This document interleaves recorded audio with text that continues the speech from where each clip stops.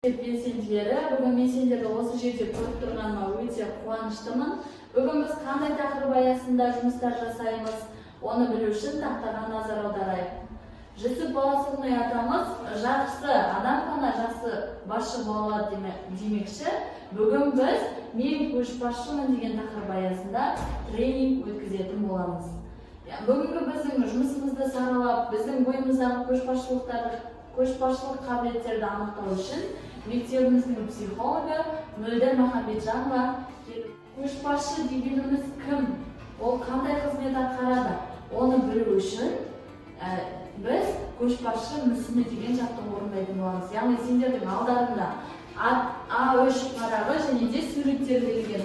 Осы суреттерді пайдаланып сендер көшбасшының кім екенін және оның қандай қабілеттерге ие екенін ашып көрсететін боласыңдар. Сендерге 3 минут уақыт беріледі. Олай болса, бастайық.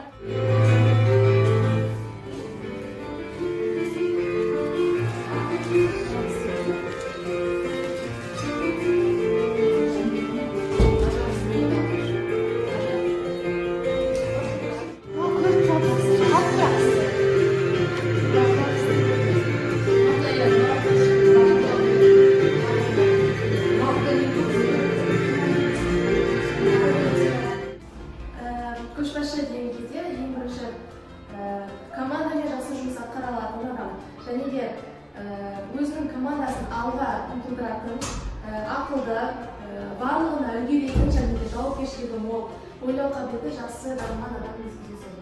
Өте жақсы. Ник Вуйчичті нағыз көшбасшының бірі деп танымдық. Ал енді қазір сендер өздерін танитын тұлғалардың арасынан кімді көшбасшы деп санайсыңдар? Сол өздерін көшбасшы деп санайтын 5 адамның алтын тізбегін жасаймыз қазір. Міне сендердің алдарында қағаз берілген, соған 5 адамның есімін жазасыңдар. Олар мемлекет басшысы болсын, өздерінің ата-аналарың, достарың, жақын жуықтарың болсын, өздерің білесіңдер 5 адамның есімін жазып, неліктен оны көшбасшы деп санағандарын білесіңдер.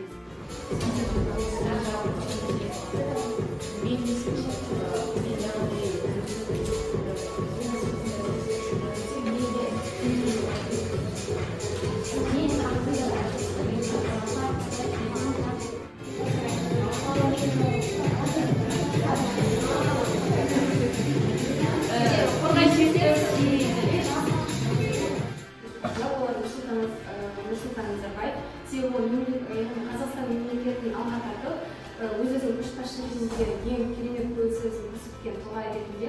Екіншісі әкем. Әке ол отбасы тірегі. Сол әке арқылы біздер өз-өзімізге арқалық қойып, біздер алға жүреміз. Яғни біз алға тартады. Үшіншісі мен, яғни ол әр адам өз-өзінің көшбасшы болып білу керек, өз-өзін қорғату керек. Және де сыныптастардың арасында өз-өзін көрсету керек. Ал төртіншісі ол мұғалім. Мұғалім ол әр сыныпты өз-өзінің құшағына алып, оны алға тартады.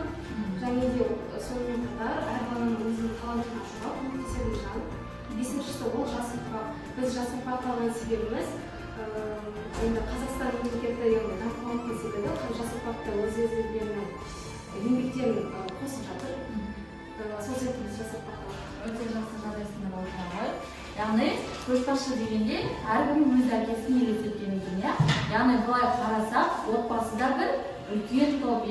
Осы топты алға жетелейтін тұлға ол біздің әкеміз екен. Ал енді сендер көшбасшылардың алтын тізбегін жасадыңдар. Осы тұлғалардың бойында өздерінде сондай қабілеттер бар ма? Көшбасшылыққа тән. Мысалы, қандай қабілет? Төзімділік бар екен Салтанаттың бойында. Асылзат сенің бойында? Жауапкершілік. Тағы? Амина? Жан-жақтылық.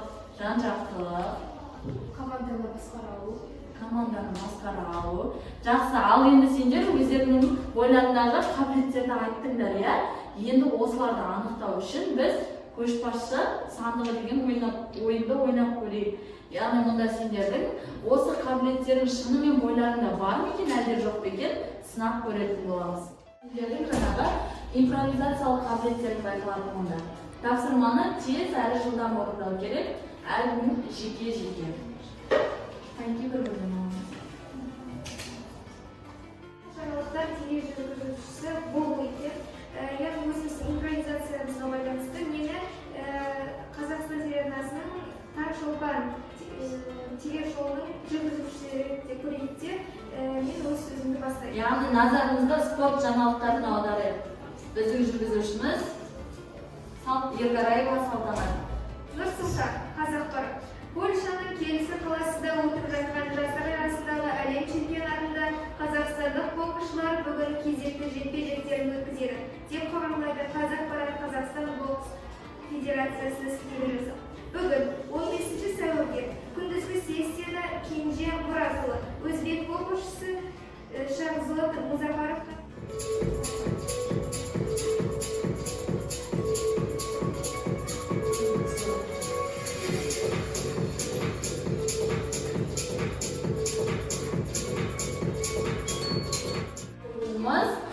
қағаз адам деп аталады. Яғни қазір сендердің алдарында түрлі түсті қағаздар берілген.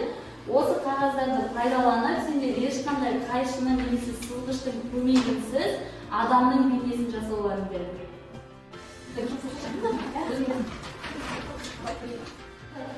Яғни өзіңе ұнап тұрған жоқ, алайда оның ішіне бір әдемілікті тауып қойшы. Сөйтіп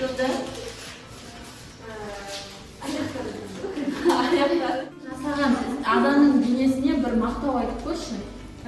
Көйлегі әдемі, онда көйлектегі адамның Көйлектегі қыздың бейнесін жасайды. Келесі тапсырмамызды бізге қонаққа келген психологымыз Мөлдір Махамбетжанова өткізуде. Олай болса кезекті психологымызға берейік. Біздің болашақ көшбасшылар бірнеше тапсырмалар орындады, өзімізді жан-жақтан қырларымызды ашып отырдық.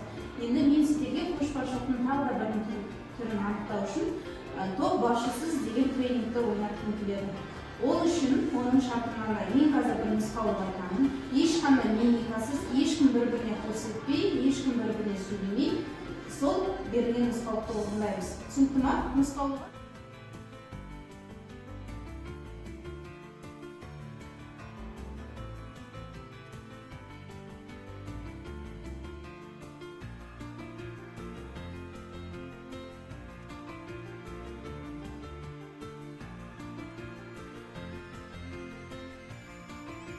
Жеке-жеке көшбасшымыз, бізді біреуді нұсқаулықсыз, біреуді егер сыласын қоспей, біз өзіміздің белсенділігімізді көрсете аламыз. Ол үшін бізге не керек? Жаңа атап кеткен жауапкершілік, сенімділік, ең басты өз-өзіне деген сенімділік. Яғни менің қолымнан келеді, мен оны жасай аламын, мен биіктен көріне аламын деген секілді. Ұялмау керек. Қазір вообще ұялу деген сәнде жоқ. Ұялмай өзінің шынайылық бейнелігін көрсең, сол ретінде кез келген адам сендерді қабылдайды. Бүгінгі іс-шараға келіп атсалысқандарың үшін мен сендерге үлкен алғыс білдіремін. Болашақта қазірдің өзінде сендер мектептің белсенділерсіңдер. Болашақта үлкен маман иесі болып, бір көшті бастайтын көшбасшы болатындарына сенімдімін.